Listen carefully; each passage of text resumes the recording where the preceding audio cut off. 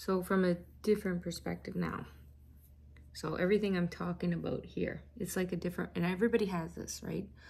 This would be internal things in our heads. Who we are. So I'm the same person, but I am not the same person. Everything she is talking about happened to me again. I didn't go deep enough to understand this at the time. I hate this girl right now. I have to be aware of it. Why? Pretty bitch. At that time, I did not ever look at myself and go, oh, I'm pretty. I was starting to like myself, and that's why this was easy to do. I don't want to get on camera now. I don't want to show myself. I don't want to show off what happened to me. The guilt there, I was just working. I was doing nothing. The truth, I was self-isolated, but I was starting to like myself, do the healings, do the things. It's caught up to me. And everything I'm saying is true there. I just didn't go deep enough. And where I'm at currently is and I had to allow myself this, but I had to understand it's why it's been my excuse, but it's what I've needed. The weight has been my protective mechanism, but I've needed to eat. I needed to gain weight.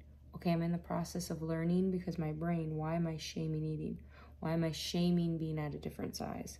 Why am I shaming that? That's okay. I have to learn to love my body now, that I'm worthy now, understand where it comes from now, and not punish myself to get back if I wanted to be that girl.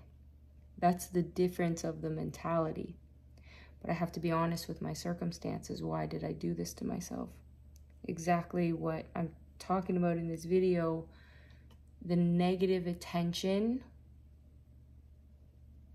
or the negative responses based on like what I was attracting. Okay, why am I attracting that? Whether it be all like, what is it? What am I doing? Well, that's my responsibility to find out and clean in myself. So that's a process I'm working on. So I see that girl, I had to recognize I'm struggling watching this girl. I hate her. That's my first thought. I fucking hate that bitch. She doesn't know what it's like to go through.